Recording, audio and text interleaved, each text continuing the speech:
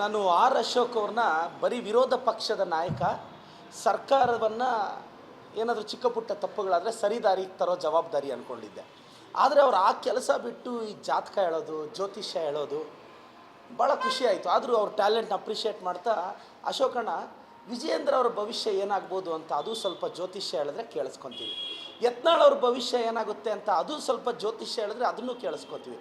ಅವರಿಬ್ಬರ ಕತೆ ಬಿಡಿ, ನಿಮ್ಮ ಭವಿಷ್ಯ ಏನಾಗ್ಬೋದು ಅಂತ ಅದನ್ನಾದರೂ ಹೇಳಿದ್ರೆ ಅದು ಹೊಸ MLA ಆಗಿ ಕೇಳಿಸ್ಕೊತೀವಿ. ನಾನು ಆರ್ ಅಶೋಕ್ ಅವ್ರಿಗೆ ಒಂದು ಮಾತು ಕೇಳೋಕ್ಕೆ ಇಷ್ಟಪಡ್ತೀನಿ. ಸರ್, ವಿರೋಧ ಪಕ್ಷ ನಾಯಕರಾದಾಗಿಂದ ಒಂದು ವ್ಯಾಲಿಡ್ ಕ್ವಶನ್ ಕೇಳಿದ್ದೀರಾ? ಕೇಳಿಲ್ಲ. ಹೋಗಲಿ, ನಿಮ್ಮ ಸೀಟಾದರೂ ಭದ್ರವಾಗಿದೆಯಾ? ನನಗೆಲ್ಲೋ ಡೌಟ್ ಬರ್ತಿದೆ. ಈ ವಿಜೇಂದ್ರ ಯತ್ನಾಳ್ ಗಲಾಟೆಯಲ್ಲಿ ನನಗೆ ಗೊತ್ತಿರೋ ಪ್ರಕಾರ ವಿಜೇಂದ್ರ ಅವ್ರನ್ನ ಅಷ್ಟು ಬೇಗ ಯಡಿಯೂರಪ್ಪ ಕುಟುಂಬನ ಅಷ್ಟು ಬೇಗ ಕೇಂದ್ರ ಸರ್ಕಾರ ಇನ್ ದ ಸೆನ್ಸ್ ಸೈಡ್ಲೈನ್ ಮಾಡಲ್ಲ. ಇವರು ಇವತ್ತೇನೋ ಅದು ಯಾವುದೋ ದಂಡಯಾತ್ರೆನೋ ಯಾವ ಯಾತ್ರೆನೋ ಗೊತ್ತಿಲ್ಲ, ಎಲ್ಲ ಡೆಲ್ಲಿಗೆ ಹೋಗಿದ್ದಾರಂತೆ. ನನಗೆಲ್ಲಾದರೂ ಯತ್ನಾಳ್ ಟೀಮ್ಗೆ ವಿರೋಧ ಪಕ್ಷದ ಸ್ಥಾನ ಕೊಟ್ಟುಬಿಡ್ತಾರಾ ಅಂತ ನಂದೊಂದು ಇಂಟರ್ನಲ್ ಅನಾಲಿಸಿಸ್.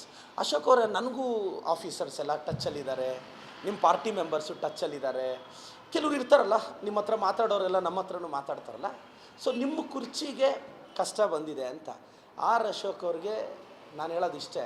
ಬಡ್ಜೆಟ್ ಬಂತಲ್ಲ ಸರ್, ಲೋಕಸಭೆ ರಾಜ್ಯಸಭೆ ಮೆಂಬರ್ಸ್ ಎಲ್ಲ ಇದ್ರಲ್ಲ ಸರ್, ಕನಿಷ್ಠ ನಮ್ಮ ರಾಜ್ಯಕ್ಕೆ ಅನ್ಯಾಯ ಆಯ್ತಲ್ಲ, ಧ್ವನಿ ಎತ್ತಿದ್ರ? ಅಪ್ಪರ್ ಭದ್ರಾಗೆ ಫಂಡ್ ಬಂತ? ಬರಲಿಲ್ಲ. ಅಪ್ಪರ್ ಕೃಷ್ಣಾಗೆ ಬರಲಿಲ್ಲ. ಮೇಕೆದಾಟಕ್ಕೆ ಪರ್ಮಿಷನ್ ಕೊಟ್ಟು ಫಂಡ್ಸ್ ಕೊಟ್ರಾ? ಕೊಡಲಿಲ್ಲ. ಸ್ಟೇಟ್ ಡಿಸಾಸ್ಟರ್ ರಿಲೀಫ್ ಫಂಡ್ ಬಂತ? ಬರಲಿಲ್ಲ. ನ್ಯಾಷನಲ್ ಡಿಸಾಸ್ಟರ್ ರಿಲೀಫ್ ಫಂಡ್ ಬಂತ? ಬರಲಿಲ್ಲ. ಮೆಟ್ರೋ ಎಕ್ಸ್ಪ್ಯಾನ್ಷನ್ ಕಾಸು ಬಂತ? ಇರಲಿಲ್ಲ. ಸಬ್ಬರ್ಬನ್ಗೆ ಇಲ್ಲ. ಸಿಲಿಕಾನ್ ಸಿಟಿಗೆ ಇನ್ವೆಸ್ಟ್ಮೆಂಟ್ ಬಂತ? ಇರಲಿಲ್ಲ. ಇವತ್ತು ಅಮೇರಿಕಾದಲ್ಲಿ ಡೊನಾಲ್ಡ್ ಟ್ರಂಪ್ ಅಧ್ಯಕ್ಷರಾಗಿದ್ದಾರೆ.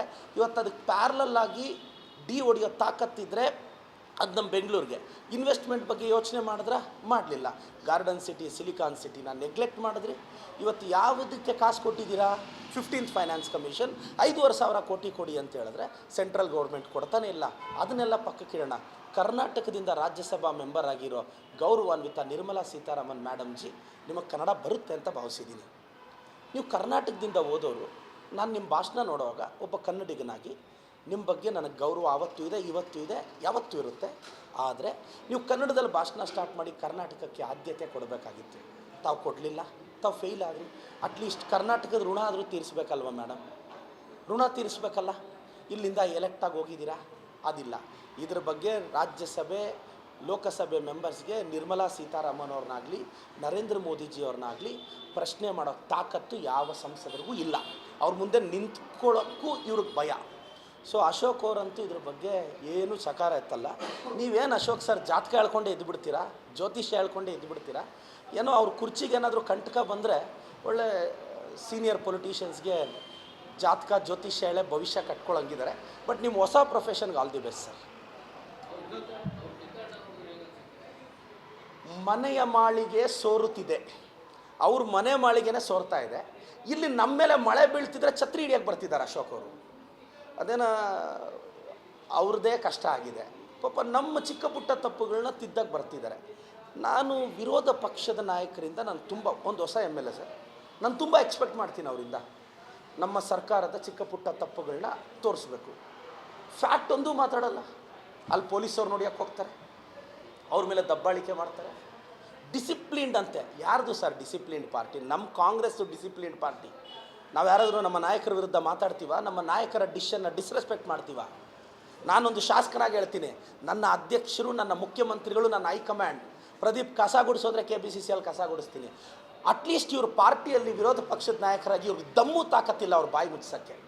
ಇದು ಯಾವ ಡಿಸಿಪ್ಲಿನ್ಡ್ ಪಾರ್ಟಿ ಸರ್? ನಮಗೂ ಒಂದು BJP ಅಂದರೆ ಸ್ವಲ್ಪ ಡಿಸಿಪ್ಲಿನ್ ಇರುತ್ತೆ ಅಂತ. ಇವ್ರಿಗೆ ಇನ್ಡಿಸಿಪ್ಲಿನ್ ಡಿಕ್ಷನರಿಯಲ್ಲಿ ಇನ್ನು ಮುಂದೆ BJP ಅಂತ ಬರೀಬೇಕು ಅನ್ನೋದು ನನ್ನ ಅಭಿಪ್ರಾಯ. ನಿರ್ಮಲಾ ಸೀತಾರಾಮನ್ ಅವರು ಹೇಳ್ತಾರೆ, ಕರ್ನಾಟಕ ಸರ್ಕಾರದಲ್ಲಿ ದುಡ್ಡೇ ಇಲ್ಲ, ಗ್ಯಾರಂಟಿ ಕೊಟ್ಟು ದಿವಾಳಿಯಾಗಿದೆ ಸರ್ಕಾರ. ನಿರ್ಮಲಾ ಸೀತಾರಾಮನ್ ಮೇಡಮ್ ಅವರು ಒಂದು ಫೈನಾನ್ಸ್ ಮಿನಿಸ್ಟರ್ ಆಗಿ ಯಾಕೆ ಬಿಹಾರ ಮೇಲೆ ಇಷ್ಟು ಬೇಗ ಪ್ರೀತಿ ಬಂತು ಇವ್ರಿಗೆ? ಎಲೆಕ್ಷನ್ ಇದೆ ಅಂತ ಅಲ್ವಾ? ಯಾಕೆ ಆಂಧ್ರ ಪ್ರದೇಶ್ ಮೇಲೆ ಇಷ್ಟು ಬೇಗ ಪ್ರೀತಿ ಬಂತು? ಅಲಿಯನ್ಸ್ ಕಿತ್ಕೊಂಡು ಹೋದರೆ ಬಿದ್ದೋಗ್ತೀವಿ ಅಂತ ತಾನೇ? ಕರ್ನಾಟಕದಲ್ಲಿ BJP ಸರ್ಕಾರ ಇಲ್ಲ ಅಂತ ತಾನೇ ನಿಮ್ಮ ಬೇಜಾರು? ಸರ್, 50 ಲಕ್ಷ ಕೋಟಿ ಬಡ್ಜೆಟ್ಟು, 4 ಲಕ್ಷ ಕೋಟಿ ನಾವು ಕೊಡ್ತಾ ಇದ್ದೀವಿ ಕರ್ನಾಟಕದಿಂದ. ಋಣ ತೀರಿಸ್ತಿದ್ದಾರೆ ಸರ್? ನಾವು ಯಾರು ಕೊಡ್ತಿರೋದು ಗ್ಯಾರಂಟಿಗಳು? ನಮ್ಮದು 3 ಲಕ್ಷಕ್ಕೂ ಹೆಚ್ಚು ಕೋಟಿ ಬಜೆಟ್ ಗಾತ್ರ, ಅದರಲ್ಲಿ 50,000 ಕೋಟಿ ಗ್ಯಾರಂಟಿ ಖರ್ಚು ಮಾಡ್ತಿದ್ದೀವಿ. ಇವಾಗ ನೋಡಿ, ನೀವು ಏಷ್ಯನ್ ಡೆವಲಪ್ಮೆಂಟ್ ಬ್ಯಾಂಕಿಂದ ಎಜುಕೇಷನ್ ಫೀಲ್ಡ್ ಡೆವಲಪ್ಮೆಂಟ್ಗೆ ಕಾಸು ಬರ್ತಿದೆ. ಮೆನಿ ಬಿಗ್ ಪ್ಲೇಯರ್ಸ್ ಈಗ ಇದ್ರ ನಮ್ಮ ವಿಪ್ರೋಯಿಂದ ಅವರು 1,500 ಕೋಟಿ ಮೊಟ್ಟೆಗೆ ಕೊಡ್ತಿದ್ದಾರೆ. ನಾವು CSR ಫಂಡ್ ರೈಸ್ ಮಾಡ್ತಿದ್ದೀವಿ. ಕಾಸಿಲ್ಲ ಅಂತ ನಿರ್ಮಲಾ ಸೀತಾರಾಮನ್ ಅವ್ರಿಗೆ ನಮ್ಮ ಬಗ್ಗೆ ಅಷ್ಟು ಕನ್ಸನ್ ಇದ್ದರೆ ಕಾಸು ಕೊಡಬೇಕಲ್ಲ. ನಮ್ಮ ಹತ್ರ ಕಾಸಿಲ್ಲ ಅಂತಲೇ ಅನ್ಕೊಳ್ಳೋಣ, ಕಾಸು ಕೊಡಬೇಕಲ್ಲ. ನನಗೆ ಭಾಳ ನೋವಾಗ್ತಿದೆ. Honourable Nirmala Sitharaman madam ji, it's not a fair budget. ನಿಮ್ಮಿಂದ ನಾವಿದು ನಿರೀಕ್ಷೆ ಮಾಡಿರಲಿಲ್ಲ.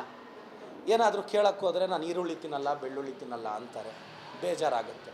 ಮೇಡಮ್, ನೀವು ಈರುಳ್ಳಿ ಬೆಳ್ಳುಳ್ಳಿ ತಿಂದೇ ಇದ್ರೂ ಪರವಾಗಿಲ್ಲ ಮೇಡಮ್, ಅಟ್ಲೀಸ್ಟ್ ನಮ್ಮ ಜನಕ್ಕೆ ತಿನ್ನೋಕ್ಕಾದರೂ ಅವಕಾಶ ಕೊಡಿ ಅಂತ ನಾನು ಕೇಳೋದಷ್ಟೆ.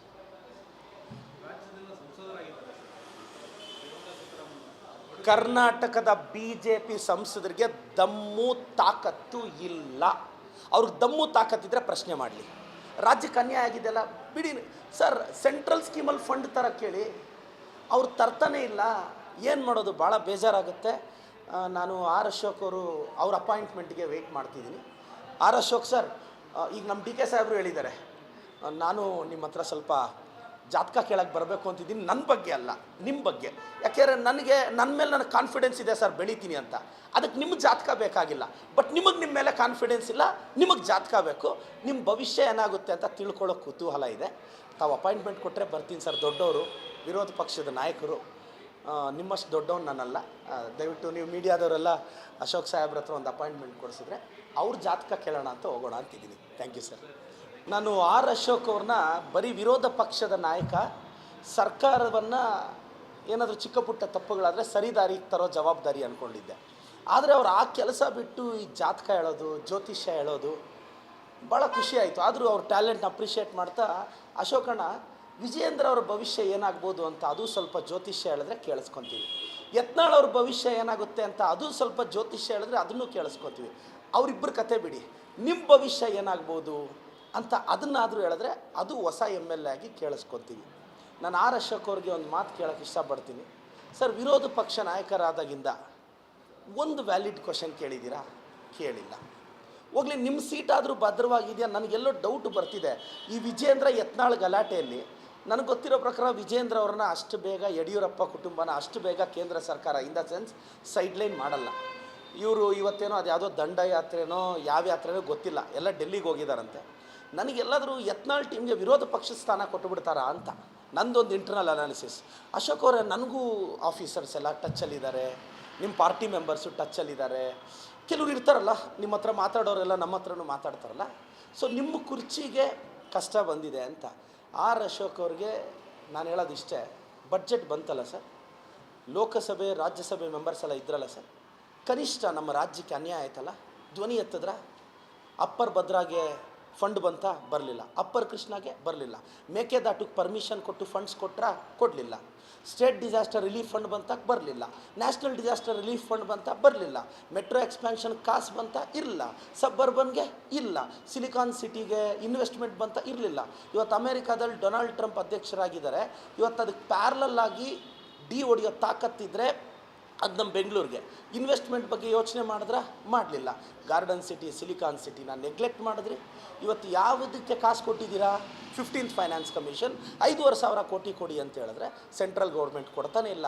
ಅದನ್ನೆಲ್ಲ ಪಕ್ಕಕ್ಕಿಡೋಣ. ಕರ್ನಾಟಕದಿಂದ ರಾಜ್ಯಸಭಾ ಮೆಂಬರ್ ಆಗಿರೋ ಗೌರವಾನ್ವಿತ ನಿರ್ಮಲಾ ಸೀತಾರಾಮನ್ ಮೇಡಮ್ ಜಿ, ನಿಮಗೆ ಕನ್ನಡ ಬರುತ್ತೆ ಅಂತ ಭಾವಿಸಿದ್ದೀನಿ. ನೀವು ಕರ್ನಾಟಕದಿಂದ ಓದೋರು, ನಾನು ನಿಮ್ಮ ಭಾಷಣ ನೋಡುವಾಗ ಒಬ್ಬ ಕನ್ನಡಿಗನಾಗಿ ನಿಮ್ಮ ಬಗ್ಗೆ ನನಗೆ ಗೌರವ ಆವತ್ತೂ ಇದೆ, ಇವತ್ತೂ ಇದೆ, ಯಾವತ್ತೂ ಇರುತ್ತೆ. ಆದರೆ ನೀವು ಕನ್ನಡದಲ್ಲಿ ಭಾಷಣ ಸ್ಟಾರ್ಟ್ ಮಾಡಿ ಕರ್ನಾಟಕಕ್ಕೆ ಆದ್ಯತೆ ಕೊಡಬೇಕಾಗಿತ್ತು. ತಾವು ಕೊಡಲಿಲ್ಲ, ತಾವು ಫೇಲ್ ಆದರು. ಅಟ್ಲೀಸ್ಟ್ ಕರ್ನಾಟಕದ ಋಣ ಆದರೂ ತೀರಿಸ್ಬೇಕಲ್ವ ಮೇಡಮ್? ಋಣ ತೀರಿಸ್ಬೇಕಲ್ಲ. ಇಲ್ಲಿಂದ ಎಲೆಕ್ಟಾಗಿ ಹೋಗಿದ್ದೀರಾ? ಅದಿಲ್ಲ. ಇದ್ರ ಬಗ್ಗೆ ರಾಜ್ಯಸಭೆ ಲೋಕಸಭೆ ಮೆಂಬರ್ಸ್ಗೆ ನಿರ್ಮಲಾ ಸೀತಾರಾಮನ್ ಅವ್ರನ್ನಾಗಲಿ ನರೇಂದ್ರ ಮೋದಿಜಿಯವ್ರನ್ನಾಗಲಿ ಪ್ರಶ್ನೆ ಮಾಡೋ ತಾಕತ್ತು ಯಾವ ಸಂಸದರಿಗೂ ಇಲ್ಲ. ಅವ್ರ ಮುಂದೆ ನಿಂತ್ಕೊಳ್ಳೋಕ್ಕೂ ಇವ್ರಿಗೆ ಭಯ. ಸೊ ಅಶೋಕ್ ಅವರಂತೂ ಇದ್ರ ಬಗ್ಗೆ ಏನೂ ಸಕಾರ ಎತ್ತಲ್ಲ. ನೀವೇನು ಅಶೋಕ್ ಸರ್ ಜಾತಕ ಹೇಳ್ಕೊಂಡೇ ಎದ್ದುಬಿಡ್ತೀರಾ, ಜ್ಯೋತಿಷ್ಯ ಹೇಳ್ಕೊಂಡೇ ಎದ್ದುಬಿಡ್ತೀರಾ? ಏನೋ ಅವ್ರ ಕುರ್ಚಿಗೆ ಏನಾದರೂ ಕಂಟಕ ಬಂದರೆ ಒಳ್ಳೆ ಸೀನಿಯರ್ ಪೊಲಿಟಿಷಿಯನ್ಸ್ಗೆ ಜಾತಕ ಜ್ಯೋತಿಷ್ಯ ಹೇಳೇ ಭವಿಷ್ಯ ಕಟ್ಕೊಳ್ಳೋಂಗಿದ್ದಾರೆ. ಬಟ್ ನಿಮ್ಮ ಹೊಸ ಪ್ರೊಫೆಷನ್ಗೆ ಆಲ್ ದಿ ಬೆಸ್ಟ್ ಸರ್. ಮನೆಯ ಮಾಳಿಗೆ ಸೋರುತ್ತಿದೆ, ಅವ್ರ ಮನೆ ಮಾಳಿಗೆನೇ ಸೋರ್ತಾ ಇದೆ. ಇಲ್ಲಿ ನಮ್ಮ ಮೇಲೆ ಮಳೆ ಬೀಳ್ತಿದ್ರೆ ಛತ್ರಿ ಹಿಡಿಯೋಕ್ಕೆ ಬರ್ತಿದ್ದಾರೆ ಅಶೋಕ್ ಅವರು. ಅದೇನ ಅವ್ರದ್ದೇ ಕಷ್ಟ ಆಗಿದೆ ಪಾಪ. ನಮ್ಮ ಚಿಕ್ಕ ಪುಟ್ಟ ತಪ್ಪುಗಳನ್ನ ತಿದ್ದಕ್ಕೆ ಬರ್ತಿದ್ದಾರೆ. ನಾನು ವಿರೋಧ ಪಕ್ಷದ ನಾಯಕರಿಂದ ನಾನು ತುಂಬ ಒಂದು ಹೊಸ MLA ಸರ್, ನಾನು ತುಂಬ ಎಕ್ಸ್ಪೆಕ್ಟ್ ಮಾಡ್ತೀನಿ ಅವರಿಂದ. ನಮ್ಮ ಸರ್ಕಾರದ ಚಿಕ್ಕ ಪುಟ್ಟ ತಪ್ಪುಗಳನ್ನ ತೋರಿಸ್ಬೇಕು. ಫ್ಯಾಕ್ಟ್ ಒಂದೂ ಮಾತಾಡಲ್ಲ. ಅಲ್ಲಿ ಪೊಲೀಸವ್ರು ನೋಡಿಯಕ್ಕೆ ಹೋಗ್ತಾರೆ, ಅವ್ರ ಮೇಲೆ ದಬ್ಬಾಳಿಕೆ ಮಾಡ್ತಾರೆ. ಡಿಸಿಪ್ಲಿನ್ಡ್ ಅಂತೆ. ಯಾರ್ದು ಸರ್ ಡಿಸಿಪ್ಲಿನ್ಡ್ ಪಾರ್ಟಿ? ನಮ್ಮ ಕಾಂಗ್ರೆಸ್ಸು ಡಿಸಿಪ್ಲಿನ್ಡ್ ಪಾರ್ಟಿ. ನಾವು ಯಾರಾದರೂ ನಮ್ಮ ನಾಯಕರ ವಿರುದ್ಧ ಮಾತಾಡ್ತೀವ? ನಮ್ಮ ನಾಯಕರ ಡಿಶನ್ನು ಡಿಸ್ರೆಸ್ಪೆಕ್ಟ್ ಮಾಡ್ತೀವ? ನಾನೊಂದು ಶಾಸಕನಾಗಿ ಹೇಳ್ತೀನಿ, ನನ್ನ ಅಧ್ಯಕ್ಷರು, ನನ್ನ ಮುಖ್ಯಮಂತ್ರಿಗಳು, ನನ್ನ ಹೈಕಮಾಂಡ್ ಪ್ರದೀಪ್ ಕಸ ಗುಡಿಸೋದ್ರೆ KPCCಯಲ್ಲಿ ಕಸ ಗುಡಿಸ್ತೀನಿ. ಅಟ್ಲೀಸ್ಟ್ ಇವ್ರ ಪಾರ್ಟಿಯಲ್ಲಿ ವಿರೋಧ ಪಕ್ಷದ ನಾಯಕರಾಗಿ ಇವ್ರಿಗೆ ದಮ್ಮು ತಾಕತ್ತಿಲ್ಲ ಅವ್ರ ಬಾಯಿ ಮುಚ್ಚೋಕ್ಕೆ. ಇದು ಯಾವ ಡಿಸಿಪ್ಲಿನ್ಡ್ ಪಾರ್ಟಿ ಸರ್? ನಮಗೂ ಒಂದು BJP ಅಂದರೆ ಸ್ವಲ್ಪ ಡಿಸಿಪ್ಲಿನ್ ಇರುತ್ತೆ ಅಂತ. ಇವ್ರಿಗೆ ಇನ್ಡಿಸಿಪ್ಲಿನ್ ಡಿಕ್ಷನರಿಯಲ್ಲಿ ಇನ್ನು ಮುಂದೆ BJP ಅಂತ ಬರೀಬೇಕು ಅನ್ನೋದು ನನ್ನ ಅಭಿಪ್ರಾಯ. ಇನ್ನೊಂದು ಪ್ರಮುಖ ಸರ್, ನಿರ್ಮಲಾ ಸೀತಾರಾಮನ್ ಅವರು ಹೇಳ್ತಾರೆ ಕರ್ನಾಟಕ ಸರ್ಕಾರದಲ್ಲಿ ದುಡ್ಡೇ ಇಲ್ಲ, ಗ್ಯಾರಂಟಿ ಕೊಟ್ಟು ದಿವಾಳಿಯಾಗಿದೆ ಸರ್ಕಾರ ಅನ್ನೋದು ಮಾತನ್ನ ಹೇಳ್ತಾರೆ. ನಿರ್ಮಲಾ ಸೀತಾರಾಮನ್ ಮೇಡಮ್ ಅವರೊಂದು ಫೈನಾನ್ಸ್ ಮಿನಿಸ್ಟರ್ ಆಗಿ ಯಾಕೆ ಬಿಹಾರ ಮೇಲೆ ಇಷ್ಟು ಬೇಗ ಪ್ರೀತಿ ಬಂತು ಇವ್ರಿಗೆ? ಎಲೆಕ್ಷನ್ ಇದೆ ಅಂತ ಅಲ್ವಾ? ಯಾಕೆ ಆಂಧ್ರ ಪ್ರದೇಶ್ ಮೇಲೆ ಇಷ್ಟು ಬೇಗ ಪ್ರೀತಿ ಬಂತು? ಅಲಿಯನ್ಸ್ ಕಿತ್ಕೊಂಡು ಹೋದರೆ ಬಿದ್ದೋಗ್ತೀವಿ ಅಂತ ತಾನೇ? ಕರ್ನಾಟಕದಲ್ಲಿ BJP ಸರ್ಕಾರ ಇಲ್ಲ ಅಂತ ತಾನೇ ನಿಮ್ಮ ಬೇಜಾರು? ಸರ್ 50 ಲಕ್ಷ ಕೋಟಿ ಬಡ್ಜೆಟ್ಟು, 4 ಲಕ್ಷ ಕೋಟಿ ನಾವು ಕೊಡ್ತಾ ಇದ್ದೀವಿ ಕರ್ನಾಟಕದಿಂದ. ಋಣ ತೀರಿಸ್ತಿದ್ದಾರೆ ಸರ್ ಅವರು? ನಾವು ಯಾರು ಕೊಡ್ತಿರೋದು ಗ್ಯಾರಂಟಿಗಳು? ನಮ್ಮದು 3 ಲಕ್ಷಕ್ಕೂ ಹೆಚ್ಚು ಕೋಟಿ ಬಜೆಟ್ ಗಾತ್ರ. ಅದರಲ್ಲಿ 50,000 ಕೋಟಿ ಗ್ಯಾರಂಟಿ ಖರ್ಚು ಮಾಡ್ತಿದ್ದೀವಿ. ಇವಾಗ ನೋಡಿ, ನೀವು ಏಷ್ಯನ್ ಡೆವಲಪ್ಮೆಂಟ್ ಬ್ಯಾಂಕಿಂದ ಎಜುಕೇಷನ್ ಫೀಲ್ಡ್ ಡೆವಲಪ್ಮೆಂಟಿಗೆ ಕಾಸು ಬರ್ತಿದೆ.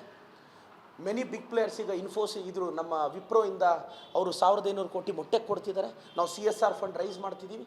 ಕಾಸಿಲ್ಲ ಅಂತ ನಿರ್ಮಲಾ ಸೀತಾರಾಮನ್ ಅವ್ರಿಗೆ ನಮ್ಮ ಬಗ್ಗೆ ಅಷ್ಟು ಕನ್ಸನ್ ಇದ್ದರೆ ಕಾಸು ಕೊಡಬೇಕಲ್ಲ? ನಮ್ಮ ಹತ್ರ ಕಾಸಿಲ್ಲ ಅಂತಲೇ ಅನ್ಕೋಣ, ಕಾಸು ಕೊಡಬೇಕಲ್ಲ? ನನಗೆ ಭಾಳ ನೋವಾಗ್ತಿದೆ. Honourable Nirmala Sitharaman madam ji, it's not a fair budget.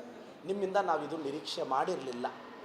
ಏನಾದರೂ ಕೇಳೋಕ್ಕೆ ಹೋದರೆ ನಾನು ಈರುಳ್ಳಿ ತಿನ್ನಲ್ಲ, ಬೆಳ್ಳುಳ್ಳಿ ತಿನ್ನಲ್ಲ ಅಂತಾರೆ, ಬೇಜಾರಾಗುತ್ತೆ. ಮೇಡಮ್, ನೀವು ಈರುಳ್ಳಿ ಬೆಳ್ಳುಳ್ಳಿ ತಿಂದರೂ ತಿಂದೇ ಇದ್ದರೂ ಪರವಾಗಿಲ್ಲ ಮೇಡಮ್, ಅಟ್ಲೀಸ್ಟ್ ನಮ್ಮ ಜನಕ್ಕೆ ತಿನ್ನೋಕ್ಕಾದರೂ ಅವಕಾಶ ಕೊಡಿ ಅಂತ ನಾನು ಕೇಳೋದಷ್ಟೆ.